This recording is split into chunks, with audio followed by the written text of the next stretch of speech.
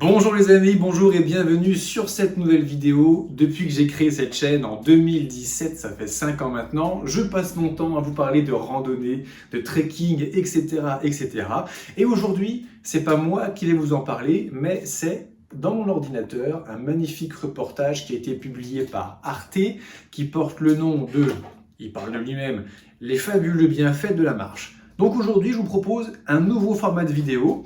On va visionner quelques extraits de ce reportage. Je vais réagir, les commenter au passage. J'ai pas tout vu, je vous le dis pour l'instant. Et c'est parti, on y va. Mais avant de passer au visionnage, je sais que 75% d'entre vous n'êtes pas encore abonnés à ma chaîne. Alors YouTube, Facebook, Instagram, le réseau social sur lequel vous me regardez en ce moment, c'est une sorte de démocratie où vous choisissez ce que l'on parle, ce que l'on dit sur les réseaux sociaux. Alors, au lieu que des gens passent des dizaines, des centaines, des milliers d'heures à regarder du divertissement de bas étage, je vous propose de vous abonner afin de faire peser plus de poids à cette chaîne et que plus de gens sur les réseaux sociaux peuvent rencontrer le monde de la randonnée et du trekking et puissent faire des choses un petit peu plus intéressantes de leur vie. Je vous fais confiance, c'est parti, abonnez-vous et n'hésitez surtout pas évidemment à liker cette publication et à me dire en commentaire ce que vous avez apprécié, notamment si vous aimez ce format ou pas, et on verra si on en fait d'autres ensemble. Allez, c'est parti, on y va. C'est parti. La marche. Les scientifiques affirment que la pratique vigoureuse et régulière de la marche est le sésame pour vieillir en bonne santé. Ah, mais ça fait 2500 ans qu'Hippocrate le dit. Hippocrate, le père de la médecine moderne, il nous a dit un bon menu vaut mieux qu'une bonne ordonnance et marchez. Mangez bien, marchez et tout se passera bien dans vos espérances, on va dire, de vieillir en bonne santé. Les gens recherchent une vie confortable. Généralement, ça veut dire ne rien faire. Oui. Mais c'est une erreur. Il faut bousculer ses habitudes et marcher. Le corps en a besoin. La science perçoit l'immobilité comme une nouvelle forme de tabagisme. Car l'évolution a fait de l'homme un marcheur, mais le confort moderne menace sa santé. Je dirais que courir 10 km, 20 km, c'est quelque chose qui est à la portée de n'importe quel être humain. La marche fait partie intégrante de l'expérience humaine. Elle fortifie le corps et l'âme, préserve la santé et recèle une foule de bienfaits. Marcher, c'est ouvrir une porte au monde. Bon, c'est parti, on va ouvrir une porte au monde avec Arte dans ce reportage. C'est parti, on y va. Ingo Frobese consacre sa vie à recenser les effets de la marche sur la santé. Considéré comme le pape du fitness en Allemagne, il est professeur à l'Université du sport de Cologne. Son combat, encourager les gens à renouer avec la marche. Lui-même s'emploie à ne jamais rester immobile. 85% de la population ne fait pas de sport. Pourtant, tout le monde sait marcher. Si on s'y mettait tous, ça ferait du bien à l'assurance maladie. C'est pour ça que je préconise toujours d'adopter un chien. Oui, alors effectivement, 85% des gens ne font pas assez de sport. Là, on est en plein dans le gros problème de notre civilisation qui entraîne toutes les maladies et les problèmes de santé de civilisation. Enfin, c'est comme ça que les médecins les appellent. C'est-à-dire qu'on est sédentaire. On a arrêté d'être nomade. Gros problème, parce que notre race, c'est les humanidés, c'est 3 millions d'années de nomadisme. L'homo sapiens sapiens, ce que nous sommes aujourd'hui, c'est 300 millions d'histoires de nomadisme. Donc on est sédentaire, ça pose un gros problème. On est citadin, on vit en ville sur une grosse plaque de bitume, on marche plus dans tous les sens, on traverse plus des ruisseaux, et on est tertiarisé, c'est-à-dire que 78% d'entre nous, on est assis, comme ce que je suis en train de faire, devant un écran ordinateur ou une caméra, et on ne bouge pas nos fions de là. Donc forcément, les problèmes commencent. Mais pour jouir de cette multitude de bienfaits, il faut savoir marcher correctement. Voilà. Marche comme si tu te promenais dans la rue. Quand on fait du lèche-vitrine, on marche doucement. On laisse son regard vagabonder. Accélère la cadence maintenant. La seule chose qui change, c'est l'engagement des bras. Et là, tu accélères en te propulsant avec les pieds. C'est ta cheville qui donne l'impulsion. Plus vite? Voilà, c'est parfait. Car marcher est tout un art. Un rythme soutenu est indispensable pour produire des effets sur le corps. La marche rapide offre une excellente base aux personnes qui ne sont pas sportives, mais qui veulent pratiquer une activité physique pour être en bonne santé. Il ne suffit pas de flâner. Il faut que les fréquences respiratoires et cardiaques augmentent légèrement et que le corps consomme plus d'oxygène. Il faut sortir le corps de sa zone. Je concours surprise pour gagner 10 € de bons d'achat valables sur tous mes programmes de formation vidéo. Il te suffit de mettre en commentaire jusque-là, le prénom de mon voisin qui a débarqué sur la dernière vidéo que j'ai publiée sur mes réseaux sociaux. Donc si tu ne t'en souviens pas, va voir la dernière vidéo sur les chaussures montantes basses minimalistes. Ça se passe dans les premières minutes de mémoire. Et dis-moi en commentaire le prénom de ce voisin qui débarque en voiture. Le gagnant sera tiré au sort lors du tournage et de la publication de la prochaine vidéo dans 2 semaines. Allez, on repart avec Arte. Voilà. Alors effectivement, la marche, c'est l'activité physique. On ne parle pas toujours de sport, mais déjà d'activité physique la plus recommandée par les médecins parce que c'est abordable pour tout le monde. Tout le monde peut faire de la marche. Donc on va accélérer un petit peu la manœuvre parce que je trouve que ça va être un petit peu trop long sinon cette vidéo. Ce que notre ami Ingo, le pape du fitness en Allemagne, comme l'a présenté cette journaliste, il va nous raconter quelques petites histoires en fait sur la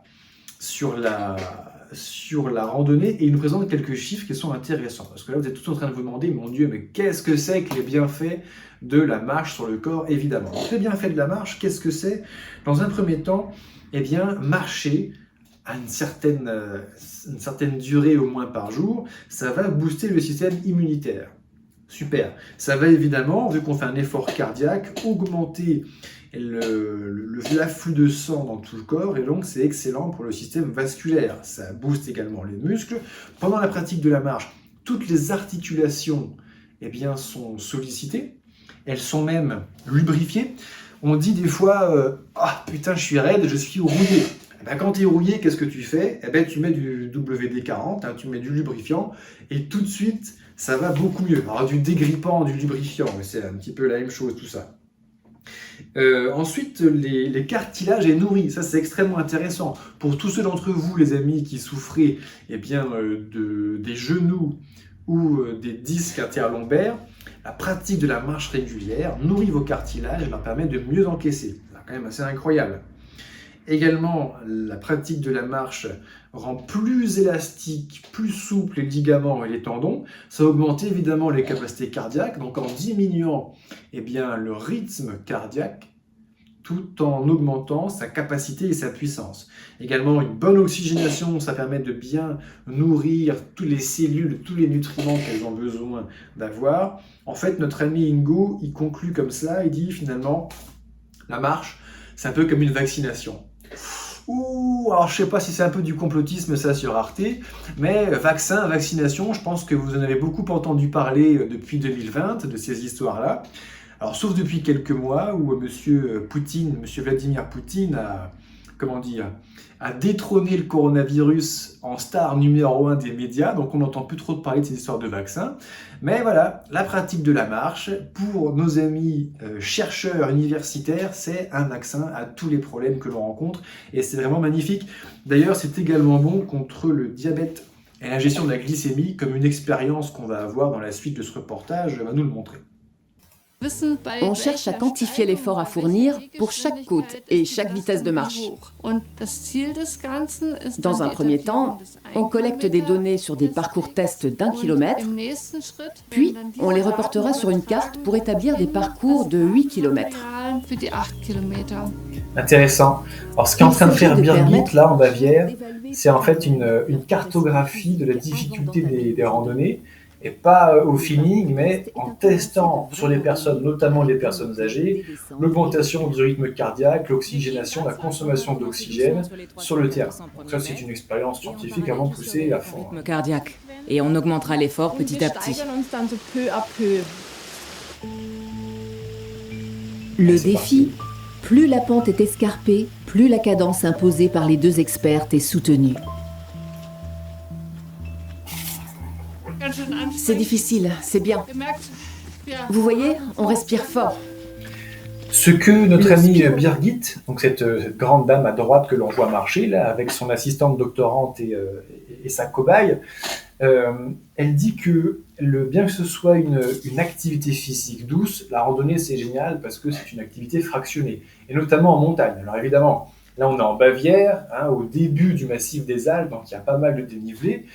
En France, pour les randonneurs qui nous écoutent en France, eh bien, on a les Alpes, les Pyrénées, le Massif central, la Corse, le Jura, les Vosges et d'autres petits massifs qui font effectivement, quand on monte, en gros, on fait de la gestion cardio-respiratoire, et quand on descend, on fait de la gestion des chocs articulaires. C'est une autre question, mais quand on alterne dans un paysage vallonné ou montagneux, en fait, les montées et les descentes, ça fait en fait un travail cardio fractionné, donc excellent pour le cœur, comme ce qui est en train d'être développé par nos amis allemands, là. Je peux dire préadaptés à la bipédie terrestre, c'est-à-dire qu'ils ont déjà tendance à se tenir verticalement, et puis ensuite on va avoir de vrais bipèdes, c'est-à-dire des primates qui vont descendre des arbres occasionnellement et qui sur le sol vont être capables de se déplacer, de redresser sur leurs pattes de derrière, enfin sur leurs jambes. Alors notre ami Jean-Jacques avec Arte, il est en train de reparler de l'histoire de l'humanité. Il s'agit d'un anthropologue, Jean-Jacques Hublin de Leipzig.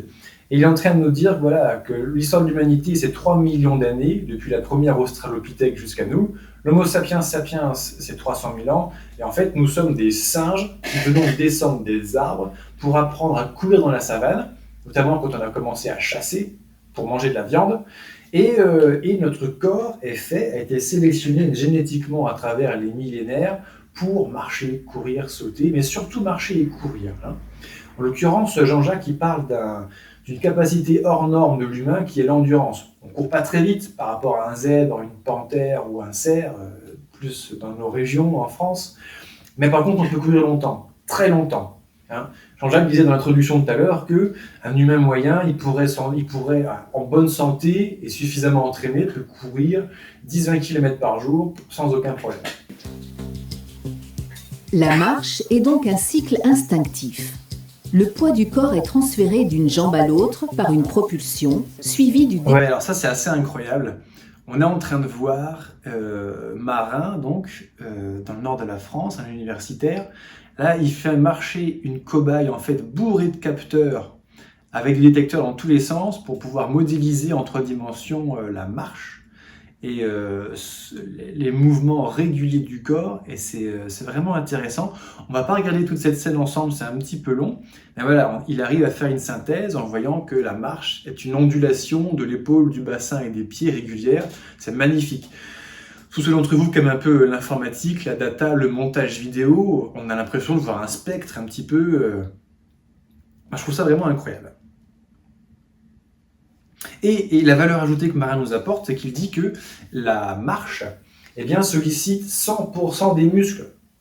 Quasiment 100% des muscles. On a 650 muscles dans notre corps. La marche sollicite absolument tous les muscles. On vient renforcer absolument tout le corps. Mais aussi tous les os et toutes les articulations sont concernés par cette pratique. Et il parle il revient un petit peu sur le problème de santé qu'est le diabète, qui est un problème récurrent. On parle d'épidémie de diabète dans ce pays. À mon sens, ce n'est pas une épidémie, mais on parle d'épidémie de diabète. Vous savez, le diabète gêne la vascularisation, et donc le sang allait jusqu'au bout des doigts, par exemple, ou des doigts de pied.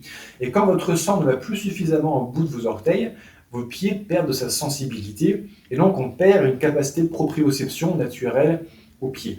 Donc il met en garde un petit peu contre le diabète, notre ami Marin. De temps à métaboliser tout ce sucre. En plus de cela, quand le repas suivant arrive, le corps n'a pas encore retrouvé toute sa capacité d'absorption, puisqu'il n'a pas pu éliminer tout le glucose. Il va donc engraisser les cellules. C'est là qu'on grossit, et qu'on peut développer l'une de ces maladies liées à notre mode de vie, en particulier le diabète. Très intéressant. Là, Ingo, avec ses cobayes, il leur fait manger du sucre dégueulasse, sucre rapide, du glucose. Et il y en a 3 qui vont rester assis sur leur chaise et 3 qui vont faire des tours de stade pendant 20 minutes. Et il va observer la glycémie, la différence de glycémie qu'il y a entre les deux. Et c'est assez incroyable en fait. Alors ça, c'est valable pour la marche à pied, mais toute pratique sportive de manière générale.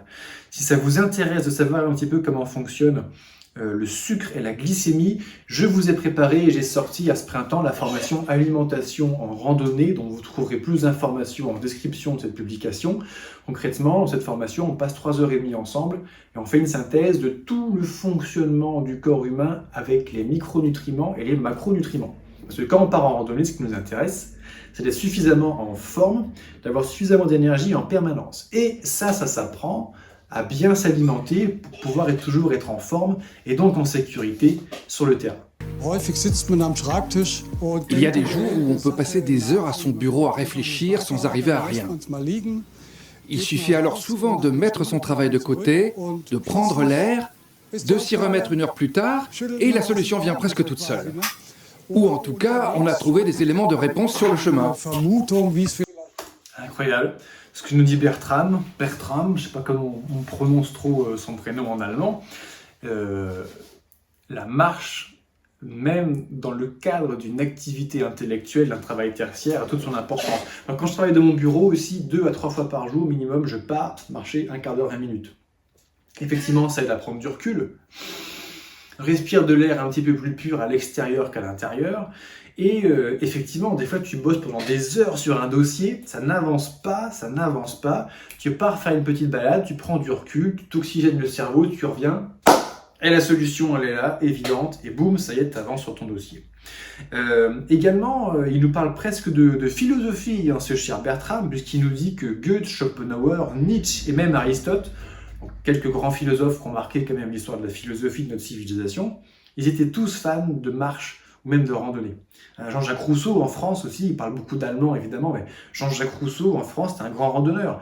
Il faisait Paris-Suisse régulièrement, donc ça offre du recul et ça rend philosophe le marcheur de pratiquer la randonnée. Plus que cela, on revient sur la productivité. Depuis 2020, moi j'entends parler du talk and walk. Vous savez que dans certaines entreprises, notamment à partir d'un certain niveau, la réunionnite est une maladie contagieuse, très chronophage et très improductive. D'ailleurs, tous les grands leaders de l'histoire de l'humanité ne font jamais de réunion. Elon Musk ne fait jamais de réunion. Napoléon Bonaparte ne fait jamais de réunion, etc., etc. Depuis 2020, on entend parler d'un nouveau concept qui nous vient, comme d'habitude, des States, qu'on appelait le talk and walk. Marcher et parler en même temps. Au lieu de faire une réunion autour d'une table, eh bien, on va tous dans un parc, et puis c'est parti, on marche et on parle ensemble. Donc c'est quand même un concept assez intéressant que j'avais commencé à pratiquer à titre professionnel en 2016-2017 et que j'ai particulièrement apprécié. La marche également, ça stimule le cerveau. Alors ça rend philosophe, c'est très beau, mais si on développe concrètement, scientifiquement, et tous ces scientifiques universitaires qu'on voit depuis tout à l'heure, ils travaillent, eh bien la marche fait que tous les sens sont inondés. Quand on marche dehors, la vue, l'ouïe, l'odorat, le goûter, parfois le toucher sont stimulés et ça c'est bon pour le cerveau.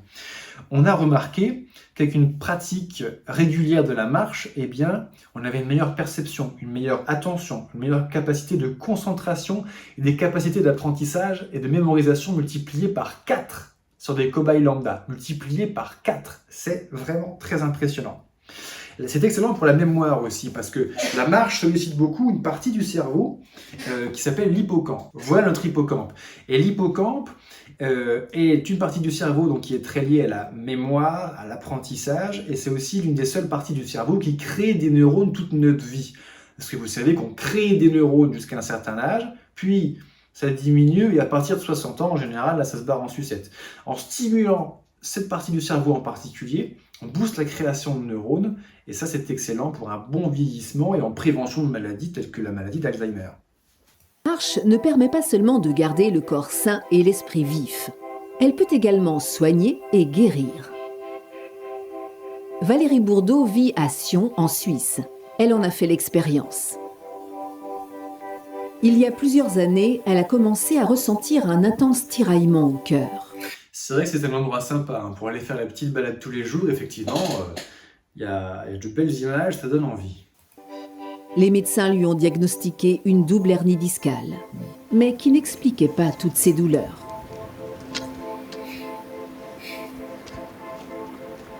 Quand j'ai eu ce problème cardiaque et puis que cette double hernie discale est apparue, je me suis demandé ce qui était en train de se passer pour moi, que quelque chose était réellement bloqué. Je ne pouvais plus avancer et mon cœur était symboliquement bouché. Un jour, un de mes amis m'a dit « Prends des bâtons et va marcher ». Et là, quand il m'a dit ça, je me suis dit « Il est complètement fou. J'ai tellement mal, je ne vais jamais arriver à prendre des bâtons et à aller marcher. »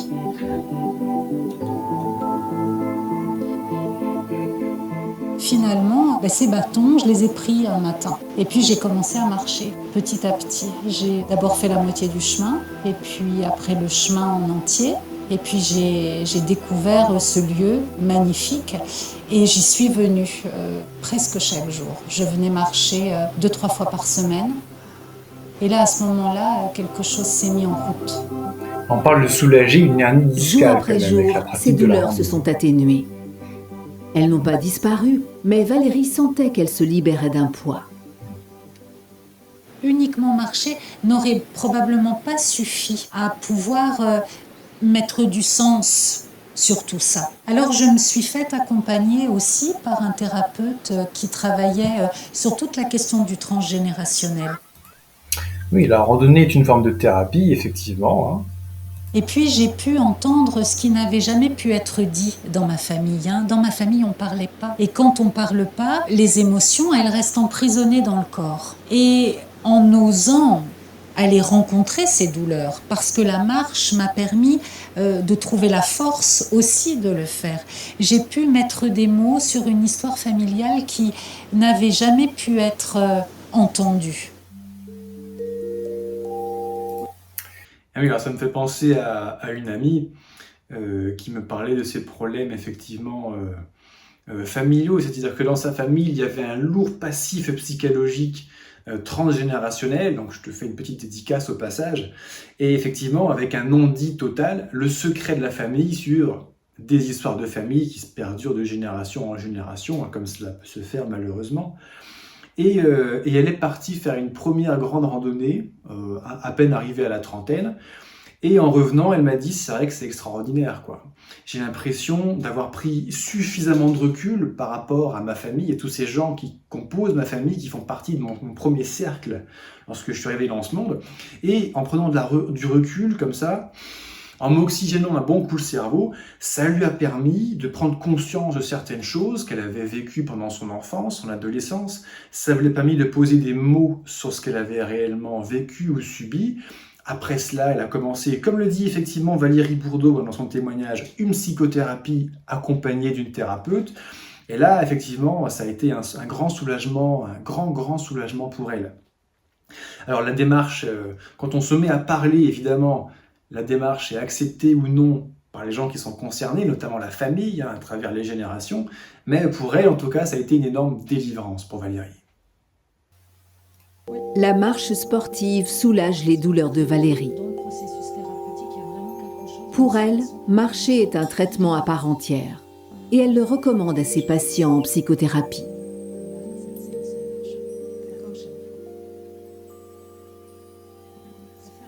Elle affirme que l'activité physique permet de réenclencher les processus psychiques.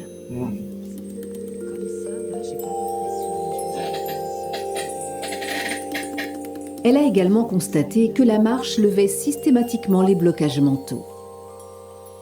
Marcher en thérapie permet de diminuer l'anxiété, d'abaisser la rumination mentale, de favoriser le repos et le sommeil, de retrouver une détente musculaire et de retrouver une respiration qui va favoriser le bien-être de manière générale. Là, c'est énorme. Depuis tout à l'heure, on a toute une flopée de scientifiques qui sont plutôt en sciences dures, qui se relayent pour nous dire que la randonnée, c'est magnifique. Là, on a une psychothérapeute qui, effectivement, nous dit que la randonnée, de fait, diminue l'anxiété, diminue le stress, empêche la rumination d'éléments négatifs de votre passé, par exemple, améliore la respiration, améliore les hormones. Évidemment, la randonnée, c'est une activité physique, on va libérer de l'endorphine, etc., etc. Donc là, c'est magnifique. Alors je dis ça n'a l'air de rien, mais nous sommes en France en 2022. Je sais que 55% des gens qui habitent dans ce pays, donc probablement 55% d'entre vous sont accros aux somnifères, aux antidépresseurs, et que là, il se trouve que vous avez un outil magnifique devant vous, qu'on appelle la marche, la randonnée, le trekking, le pèlerinage. Mettez le nom, les amis, que vous voulez sur cela, et qui est un médicament absolument extraordinaire sur toutes vos souffrances psychiques, validé en plus par cette psychothérapeute. Donc, je trouve que c'est un beau témoignage que nous a offert Valérie. Beaucoup d'études qui montrent que la marche peut clore un épisode dépressif, voire guérir une dépression. Ça peut être un soutien thérapeutique. Beaucoup d'établissements de soins choisissent la marche ou la course à pied dans le traitement de la dépression ou des troubles. Oui, puis la marche a l'avantage à nouveau d'être accessible à tous, à partir d'un certain âge, à partir de certains niveaux de douleur physique, de surpoids, de situation d'obésité parfois. Évidemment, se remettre à la course à pied, c'est pas toujours évident, alors que se remettre à la marche à pied, c'est quand même beaucoup plus facile, beaucoup plus accessible. Mais je vous conseille quand même d'y aller progressivement. Moi, ça fait 5 ans maintenant que j'accompagne, que j'encadre des randonneurs dans la pratique de la randonnée, notamment des personnes en situation de handicap, de surpoids, d'obésité, ou des seniors qui n'ont pas fait de sport depuis longtemps. Beaucoup de quinquas notamment me disent, ben voilà, moi, je me suis marié, j'ai fait des enfants, j'ai travaillé, maintenant les enfants sont grands, je recommence à prendre soin de moi, et évidemment on est appelé à partir marcher, ce qui est la chose la plus évidente. Beaucoup de pèlerins également me contactent pour me dire qu'ils ont attendu leur retraite pour pouvoir partir sur Saint-Jacques, et ça y est, 62 ans arrivent, c'est l'heure de partir en retraite, mais à 62 ans, on a un peu mal par-ci, on a un peu mal par-là, c'est un tout petit peu moins évident que quand on avait 20 ans. Donc, allez-y bien progressivement, les amis, quand vous vous remettez à la marche. Si vous ne savez pas comment faire, écoutez, allez chercher l'information là où elle est, allez chercher le retour d'expérience auprès de gens qui savent pratiquer la randonnée sans se blesser. Vous trouverez en description de cette vidéo tous mes programmes de formation en vidéo liés à la randonnée, tout ce qui a trait à la préparation physique, au choix des chaussures, du matériel. Si vous voulez partir en autonomie, ça se prépare. Qu'est-ce qu'on met dans le sac avant de partir, etc., etc. Donc la randonnée, la marche, le trekking, appelez ça comme vous voulez, c'est une discipline absolument extraordinaire qui vous permet de prendre soin de vous, qui vous permet de mieux vieillir, en meilleure santé. Donc je tiens à remercier nos amis de chez Arte qui ont publié, qui ont relayé ce magnifique reportage.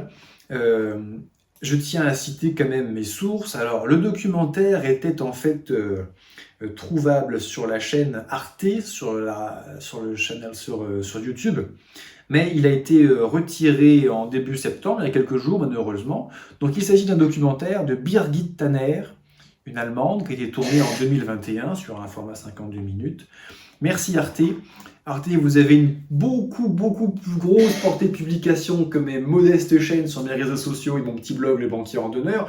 Donc merci d'avoir été visionné par des centaines de milliers de gens, des millions de gens pour présenter les bienfaits de la randonnée.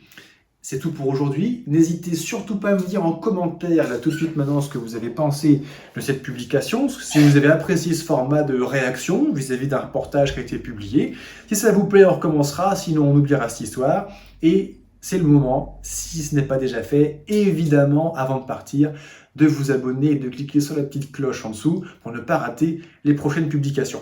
Je vous remercie les amis d'avoir regardé ces publications jusqu'au bout et je vous souhaite de bien prendre soin de vous en pratiquant la marche, la randonnée. Et moi je vous dis à très bientôt sur une prochaine publication. Ciao!